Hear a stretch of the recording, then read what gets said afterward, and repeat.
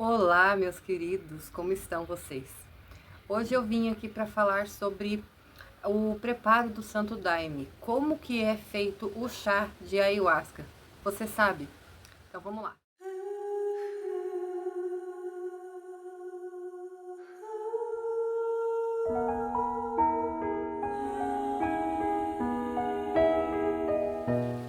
Olá, meus amores, tudo bem com vocês?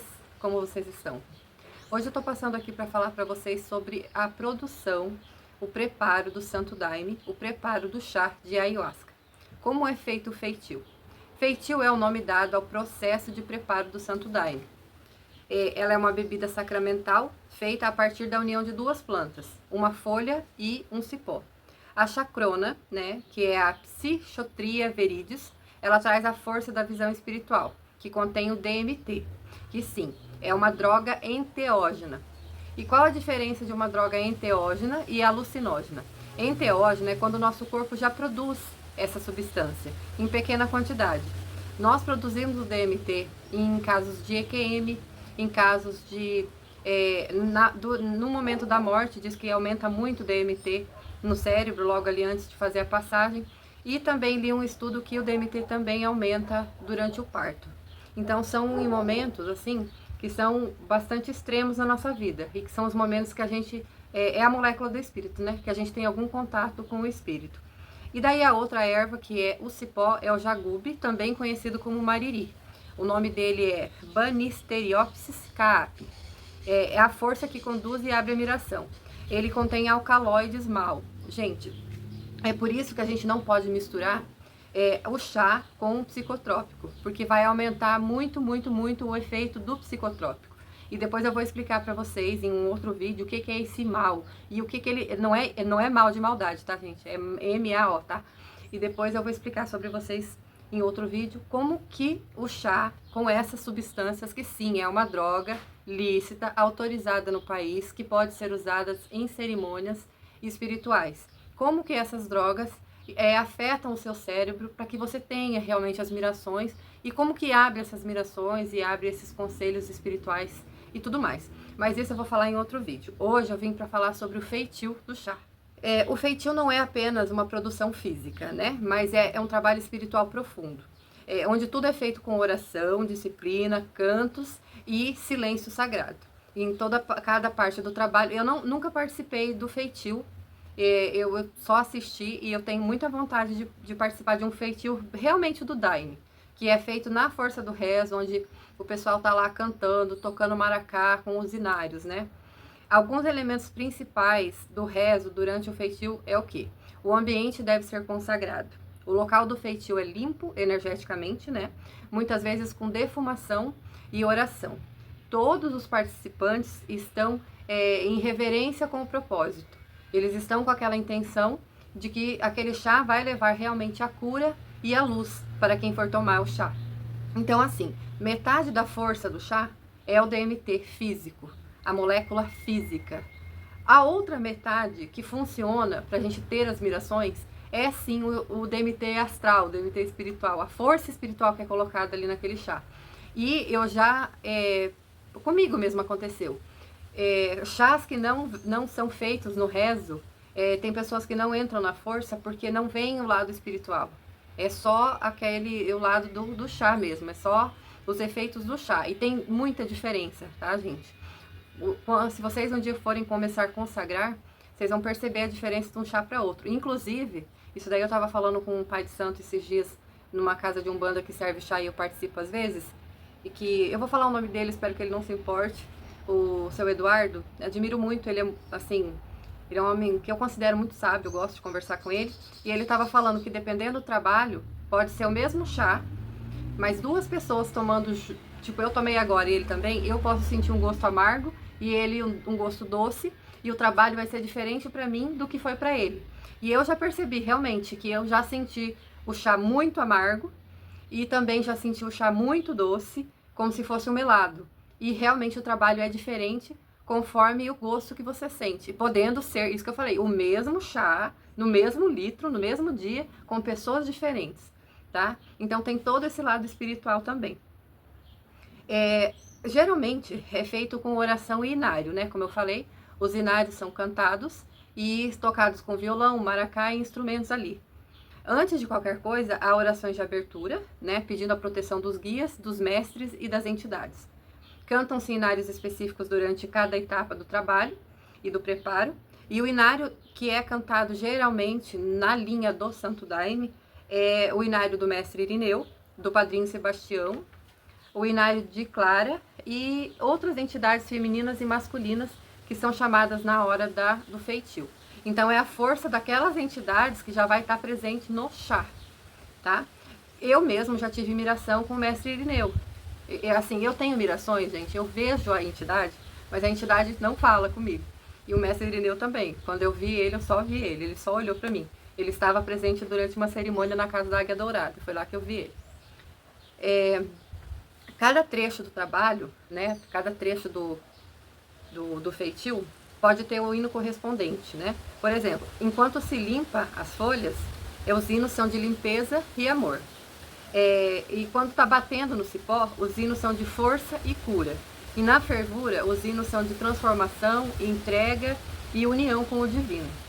Então, é um trabalho coletivo.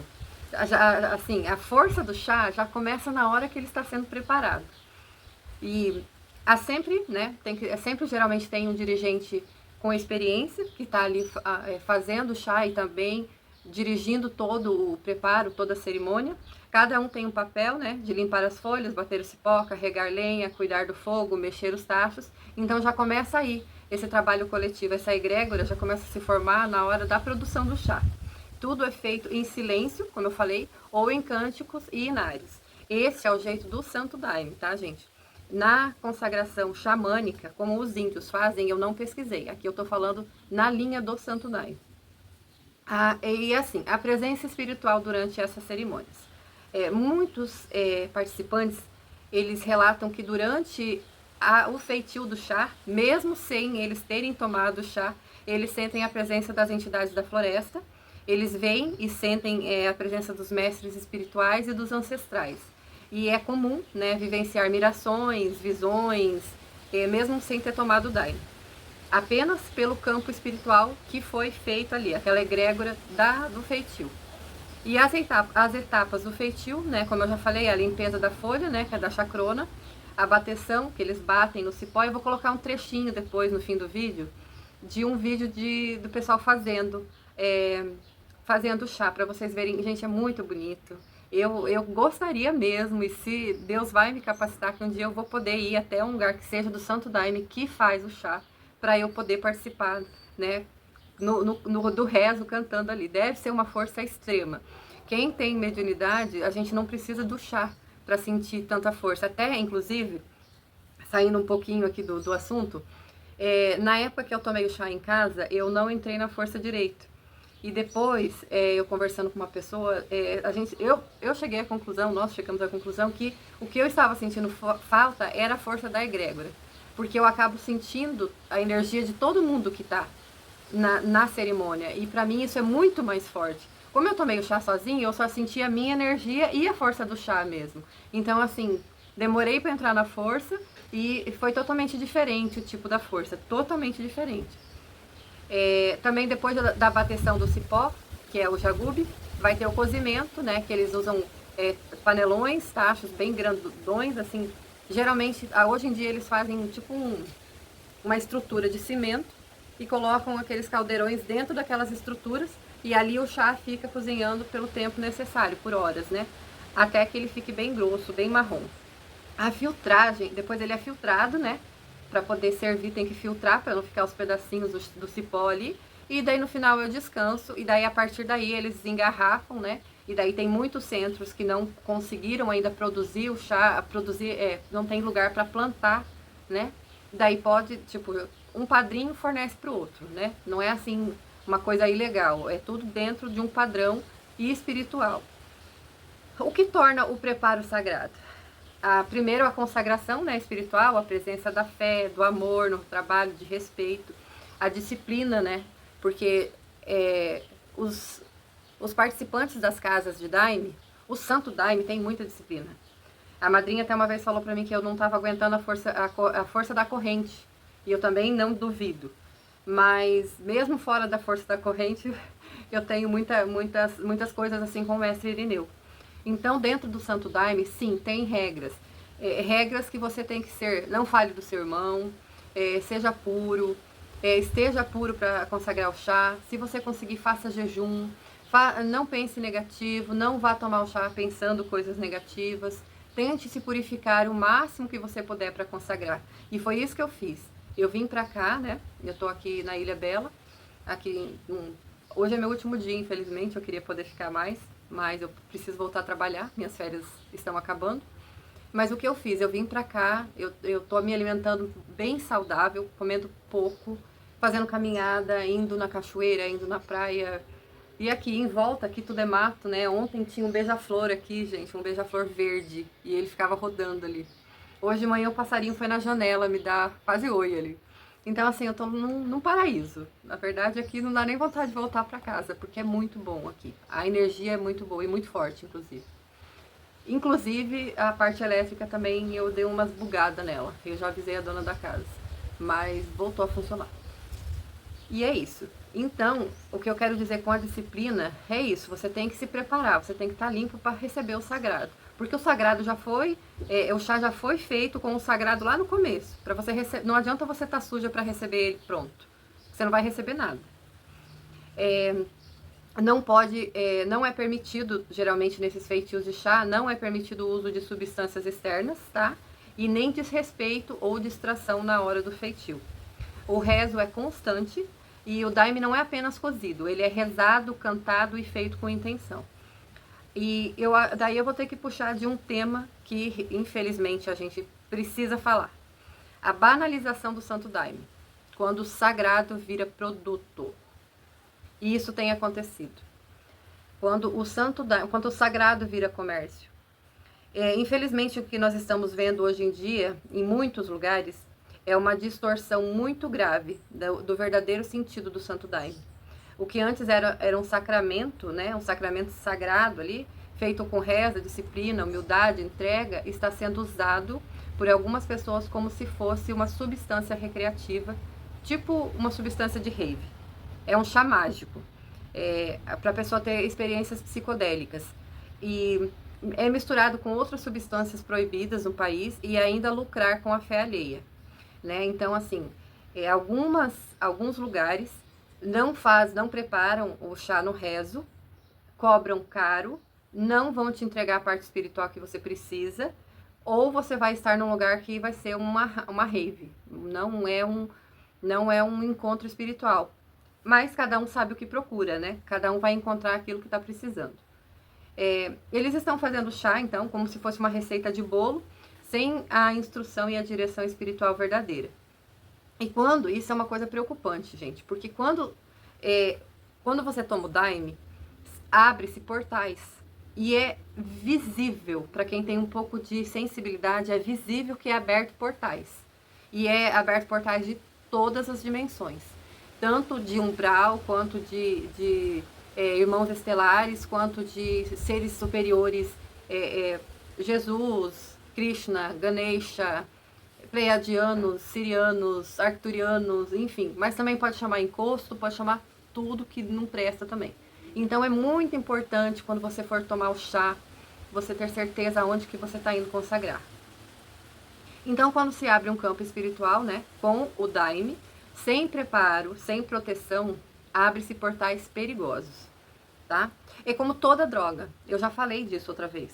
Toda droga que existe aqui nesse mundo, que faz essa alteração perceptiva de consciência, ela abre portais. A pessoa que usa uma droga química pesada, por exemplo, ela está abrindo um portal diretamente do umbral. E não é um umbral leve, é um umbral mais pesado, é aquele umbral dos vales mais pesados. E geralmente essas pessoas depois elas não conseguem mais viver sem esse encosto, porque o cara vem de lá e fica contigo. Você está dando para ele aquilo que ele gosta, você está usando uma droga que ele usa junto com você. Você sabia que quando você cheira, quando você fuma, tem alguém um espírito do teu lado grudado cheirando e bebendo e fumando? É muito engraçado, porque eu convivi com pessoas que são usuárias, né? Que são dependentes químicos. E a maioria morre de medo do lado espiritual. Mas eles não têm medo de usar droga, mas eles têm medo do lado espiritual. Se eles soubessem que todas as vezes que eles usam qualquer componente... Eu não estou falando da cannabis, tá, gente? A cannabis é uma planta, é natural e também é sagrada quando usada em ritual, tá bom? Embora ela também seja usada de forma recreativa, para se alienar. Toda droga, gente, tudo que a gente usa é para amortecer algum sentimento que você não está conseguindo lidar com ele. Então você vai usar alguma coisa para você conseguir ou amortecer o que você está sentindo, amortecer aquela emoção, para dar um time para você, ou uma coisa que você não quer resolver mesmo. Toda droga é usada para amortecer alguma emoção e algum sentimento que você não sabe lidar. Então, tem pessoas que podem entrar. Qual é o perigo disso? De você estar numa casa que não tem preparo, ou até parece, nossa, tem estrutura, a casa, né? O dirigente tem experiência, já está servindo faz um tempão, mas pode acontecer de mesmo parecendo que tem toda essa estrutura, aquele chá que vai ter servido não tem nenhum componente espiritual, e apenas o componente, no caso do DMT, e o lucro que o diretor está querendo receber. Pessoas podem entrar em processos psiquiátricos, psíquicos, psicológicos bem difíceis, e às vezes não tem ninguém para ajudar. Às vezes a pessoa que está lá nessa casa, que acha que pode te ajudar, não tem preparo e nem tem conhecimento para te ajudar. Existem, gente, esses terapeutas de internet, vocês vão me desculpar. E terapeuta, para mim, você tem que ter faculdade de psicologia ou psiquiatria. Fazer um cursinho, que eu mesmo comecei a fazer psicanálise clínica, pós-graduação, porque eu sou enfermeira. E eu até parei de fazer. Porque a mente humana é uma coisa muito complexa. E eu não assim, eu talvez até retorno para fazer essa pós, mas agora, no momento, eu não tô afim. Eu acabei trocando e fiz especialização em saúde da família. Mas o que eu quero dizer com isso? Não vai nessa conversa que você está indo com um terapeuta holístico, tá? Você pode até saber assim, eu vou num terapeuta holístico, mas não abandone o seu tratamento com o seu médico, com o seu psicólogo. E quando chegar alguém falando que é um psicanalista para você, peça para ele o conselho regional, a carteirinha, porque tem muitos charlatões aí falando que são coisas que não são, tá? Inclusive, eu passei por uma situação assim, de uma pessoa que falou pro meu ex-marido que era o meu terapeuta, e o cara, eu acho que ele é formado, sei lá, em nada, né? Terapeuta, eu ia até falar um palavrão, mas não é terapeuta, não é nada disso. Não tem carteirinha, não tem faculdade de psicologia, não tem pós-graduação, e ainda se tivesse, eu nunca tratei nada com ele, absolutamente nada. Você também, quando você abre esses portais, você pode atrair, como eu falei, os encostos, né? No Daime também pode acontecer isso. Se o chá não tá consagrado, você pode puxar espíritos zombeteiros, obsessores. E a força do Daime muitas vezes se perde. O que sobra é apenas confusão mental, devaneio e vaidade, muito ego, egóico. Cuidado que tem muito lugar aí que o Deus é o dono da casa. Que ele tá acima de Deus. O que ele falar é regra e você tem que falar amém. Igual o burrinho de presépio. Se você falar não pra ele, cuidado, é perigoso. Principalmente se você for mulher. Cuidado com isso também. Tem muitas casas por aí que mulher não tem palavra. E infelizmente a gente tem visto na internet muitas mulheres que têm sofrido abuso dentro de alguns centros. A gente precisa prestar atenção nisso. Algumas pessoas então podem sair desses lugares piores do que entraram. E infelizmente em alguns casos o lucro, como eu falei, é mais importante que a luz. E o mais grave é que há grupos cobrando caro para servir um chá de festa. O Santo Daime, gente, ele não é mercadoria, ele não é chá de rave. Ele é uma medicina, sim, uma medicina do espírito, que vem para curar mazelas físicas, emocionais, psicológicas e espirituais, não apenas desta vida e de outras. E isso não é eu que estou falando, isso é a doutrina do Santo Daime. E o Daime é, sim, uma droga. Como eu falei, eu vou falar sobre isso em outro vídeo para explicar como assim, Cintia, ela é uma droga. Ela é uma droga lícita, autorizada no Brasil, pode ser usado. Ninguém vai ser preso porque toma Daime, gente. Só que, claro, tem regras, né? Em tudo nesta vida. Você não vai comprar ali na esquina e sair, tipo, tomando igual cerveja. Não, não é isso. Você nem aguenta também, tá? Não é igual tomar só se você tomar 1 litro de cachaça. E você não vai ter miração nenhuma. Mas a cachaça também abre outros portais, tá? A bebida abre o portal também. Então você nunca tá bebendo sozinho. Pode ter certeza que toda vez que você tá bebendo, tem alguém bebendo com você. Enfim, então o Daime é assim uma droga com autorização, né, da Anvisa e do CONAD para ser servido em rituais religiosos. É mais assim, se você sentir no coração o chamado de consagrar o chá do Santo Daime, se informe muito bem sobre o local onde você vai consagrar, né? Primeiro, antes de ir realmente consagrar nessa casa. A quem for te fazer o convite, porque de repente alguém vai te convidar.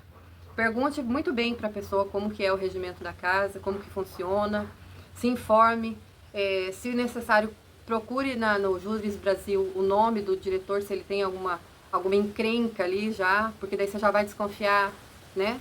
Ou se o próprio CNPJ da igreja, às vezes já foi processado, da igreja ou da instituição, de repente já foi processado também. Enfim, gente, perguntem para os seus amigos, perguntem para as pessoas que participam, porque é uma coisa séria, sim. O chá é cura, né? O chá é cura. Mas, infelizmente, se você entrar numa casa errada, você pode se prejudicar e sair pior do que você entrou. Embora, agora eu vou fazer um relato positivo, o chá vai trabalhar. Independente também do diretor acreditar ou não que ele é um tratamento espiritual, o chá vai trabalhar. Eu conheci uma menina que ela estava num centro duvidoso, mas ela conseguiu parar de usar cocaína, tá? E ela já estava 1 ano sem usar, só fazendo as consagrações do chá. Então, o chá é sim um tratamento de cura. Tá bem? Então, por hoje é isso. Fiquem todos com Deus. Obrigado por quem ficou até aqui. Até a próxima e namastê.